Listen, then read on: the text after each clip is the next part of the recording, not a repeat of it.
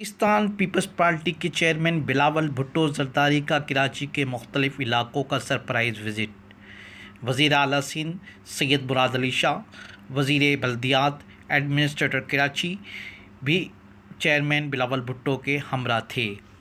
Chairman Bilawal Bhutto Zardari Bahadurabad से होते हुए धोलाजी कॉलोनी किडनी हिल पार्क पहुंच गए।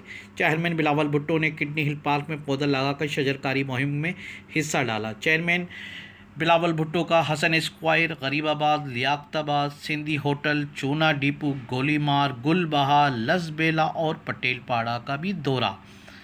चेयरमैन बिलावल भुट्टो जरदारी ने मामूल के ट्रैफिक में शहर कायद का मुख्तलिफ इलाकों के मसाइल का जायज़ा लिया। चेयरमैन बिलावल भुट्टो गुरु मंदिर, नुमाइश चौरंगी, रीगल चौक से होते हुए इम्प्रेस मार्केट सदर पहुंच गए। चेयरमैन बिलावल भुट्टो जरदारी ने इम्प्रेस मार्केट के दुकानदारों में घुल मिल गए। इम्प्रेस मार्केट पर शजरकारी मुहिम में पौधा लगाकर अपना हिस्सा डाला।